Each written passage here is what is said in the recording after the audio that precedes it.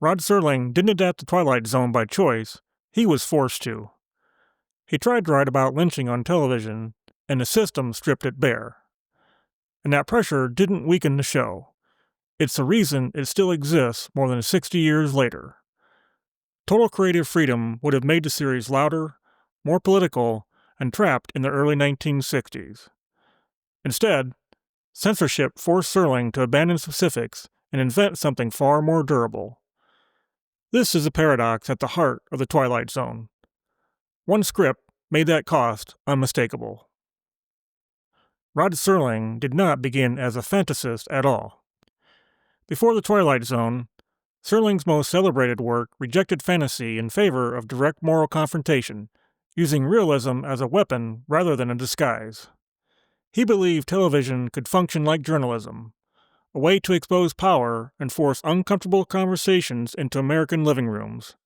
He wanted to write directly about racism, mob violence, corporate cruelty, and the myths Americans told themselves about decency.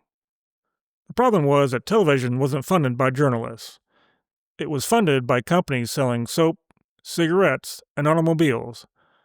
Companies that needed viewers relaxed, not challenged. Every time Serling tried to name a specific sin, the system pushed back. And every one of those instincts was incompatible with how television actually worked. Not philosophically, economically. The most famous example of that collision came with a script Serling wrote in response to the Emmett Till lynching, titled A Town Has Turned to Dust. Serling intended it as a direct indictment of lynching culture and the moral cowardice that sustained it.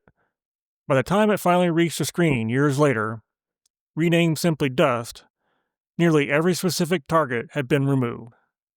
The setting was shifted out of the American South and into a nameless village in the Southwest. The victim was no longer a black teenager, but a Mexican villager. His identity present, but detached from a specific historical framework. Serling later described an environment in which sponsors viewed even neutral details as potential liabilities. In that climate, specificity itself became the threat. What survived then was the shape of the story, but not its target. Come on, let's get it over with. Yeah, you should have done that in the jail. Hang him. What are we waiting for? Let's get to it. Come on, Sheriff, do your duty. The story survived, but the accusation didn't. And that should have killed it. That survival unsettled Serling. The script had been compromised in every way he feared, and yet it still worked. The episode retained its moral force despite the loss of its original particulars, suggesting an uncomfortable possibility that abstraction could sometimes carry his meaning further than direct accusation ever could. In a world of total creative freedom, Serling would not have softened his approach, he would have pushed it harder. Every documented fight he had with sponsors and networks points in the same direction. He resisted abstraction, he wanted specificity. He believed television should confront the world directly, not disguise its arguments. This isn't speculation, it's exactly what Serling kept trying to do. If those battles had consistently gone his way, the Twilight Zone would have moved further toward explicit political commentary. Episodes would have addressed segregation, Cold War paranoia, and institutional power without filters or distance, the same conflicts Serling had already been trying to confront in his earlier work. That version of the series would not have been meaningless, but it would have been tightly bound to its moment, a record of what Serling was fighting in the late 1950s, rather than a form capable of carrying new meanings as time passed. Total freedom would have given Serling moral clarity, but it would have taken something else away: distance. Stories that speak directly to their moment demand agreement or rejection on those terms. Once the language ages, the argument follows. What censorship accidentally provided was a longer view. By forcing Serling to step back from the immediate fight, it allowed the work to survive audiences for whom the original battle has faded into history. This is the moment the fight changes. Allegory wasn't a stylistic turn, it was a structural consequence.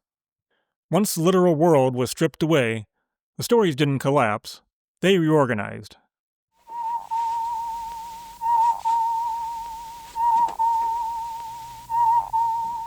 The pressure didn't erase Serling's concerns, it compressed them. What had once been aimed at specific institutions widened into examinations of behavior itself. By removing the literal crime, Serling was forced to look at the reflex behind it. The target wasn't gone, it had simply changed scale. What emerged wasn't compromise in the usual sense. The story stopped pointing outward at one moment in American history and began pointing inward, toward impulses that could surface in any era. The moment the Twilight Zone was forced to abandon literal targets, it stopped aging on schedule. The script about a specific 1961 Senate race expires the moment the election is over. But when that same conflict is stripped of its names, its causes, and even its language, reduced to two survivors of a forgotten war who can no longer remember why they're enemies, the story detaches from history and settles into human behavior. The compromise wasn't a dilution of the message, it was a distillation. The message didn't survive by being clearer, it survived by being harder to exhaust. The Monsters Are Due on Maple Street makes that process visible. With total creative freedom, the episode could easily have been shaped as a blunt allegory about communist infiltration, complete with committees, accusations, and the rhetoric of the blacklist, the kind of urgent television that would have spoken directly to 1960. Instead, the episode hides its paranoia behind a science fiction premise. No, it's nothing of the sort. I didn't know the light's on, I swear I didn't. Somebody's pulling a gag or something. A gag. A gag! The threat is externalized, and the names are removed. And because the, quote, monsters remain abstract, the story never locks itself to a single political moment. It remains reflective, not just of Cold War fear, but of any era gripped by suspicion, misinformation, and technological anxiety. Serling himself described the episode not as social criticism by name, but as a parable about suspicion, fear, and the human need for scapegoats. Themes he understood as not confined to a single decade. This is why an episode like The Shelter still resonates. It isn't remembered as a drama about nuclear policy. It endures as a portrait of fear, selfishness, and moral collapse, reactions that outlive the Cold War itself. The restrictions placed on the Twilight Zone had an unintended effect. They reduced the show's visibility as a political target. A drama that speaks directly about contemporary politics invites organized backlash, sponsor anxiety, and institutional scrutiny. Allegory, by contrast, lowers those defenses. By framing his arguments inside fantasy, Serling changed how they were received. It's difficult to organize a protest against a story about a man who wants to read books in a ruined library. It's much easier to protest a drama that openly indicts the American education system in 1961. The difference isn't subtle, it's structural. This didn't make the show safe, it just made it harder to attack. Fantasy gave the series room to breathe. It allowed Serling to explore controversial ideas without triggering immediate resistance, keeping the show on the air long enough for those ideas to circulate widely. What would have been shut down as controversial survived as parable. The restriction wasn't a barrier Serling accepted, it became a disguise he learned to use. None of this was a conscious strategy on Rod Serling's part. He despised the censorship. He saw network executives and sponsors as bureaucrats, interfering with serious work. But creative pressure has a way of reshaping how ideas survive. The mechanics of that pressure were mundane and bureaucratic, buried in sponsor notes and advertising concerns. The fight was no longer over the ideas themselves, but over their services. That misunderstanding proved decisive. Sponsors argued about wording, setting, and implication, while the core behavior went largely untouched. By conceding the visible details, Serling learned how to protect the invisible ones. The specifics changed, the meaning didn't. The stories no longer depended on a single moment, a single headline, or a single target.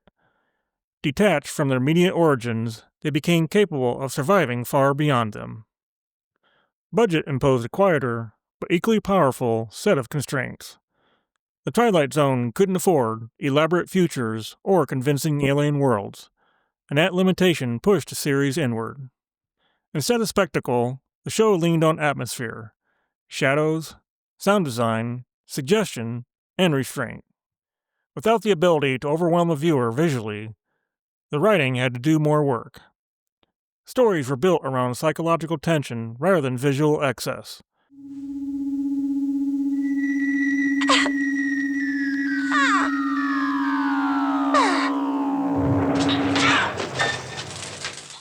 Every idea had to justify itself without distraction. Combined with the inability to be literal, the lack of resources created a high-pressure environment where only the most essential concepts survived. What remained was not minimalism for its own sake, but precision.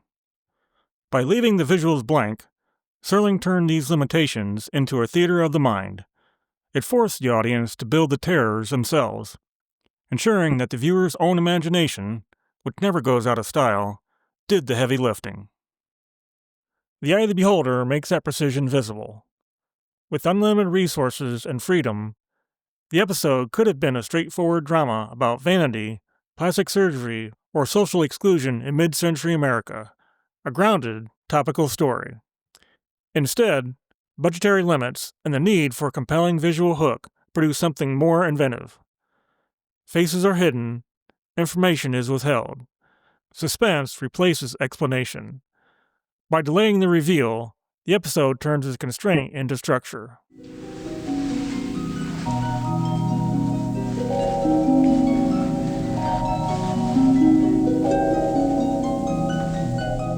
Because the society on screen is unfamiliar and exaggerated, the story refuses to anchor itself to a particular decade beauty standards, and becomes a meditation on conformity itself. The twist doesn't decorate the message, it protects it. By forcing the writing to be shrewder than the point it was making, the restriction ensured that the point would last. Taken together, these pressures, commercial anxiety, censorship, and limited budgets, produced a series that thrived on its own constraints. We often imagine the quote golden age of television as a period of total creative freedom. The Twilight Zone suggests the opposite. In its case, limitation wasn't an obstacle to greatness, it was a condition that made it possible. Reference to the state? I make reference to the state. And you persist in declaring your occupation as being that of a librarian, is that correct? That is correct, sir. A librarian. With unrestricted autonomy, Rod Serling might have created a landmark of topical realism, urgent, confrontational, and deeply rooted in its moment. That work would have mattered intensely at the time, but it would have remained there, tethered to the political vocabulary and conflicts of the early 1960s. The series became an exercise in unintended design. Because Serling was blocked from stating what he wanted to say, he was forced to master why he was saying it. This is why The Twilight Zone resists being dated. When we watch most television dramas from 1960, we are looking through a window into the past. When we watch The Twilight Zone, we are looking into a mirror. Its metaphors are broad enough to absorb each new generation as it passes, shielding the show from the erosion of time itself. The show didn't endure because it spoke loudly. It endured because it learned how to speak indirectly. Rod Serling spent years fighting for the right to be literal, unaware that the form those fights forced him into would give the work its longevity. The Twilight Zone didn't outlast its era by escaping it. It outlasted it by refusing to name it. The freedom he was denied didn't silence the Twilight Zone. It gave the show the only form that could survive the future.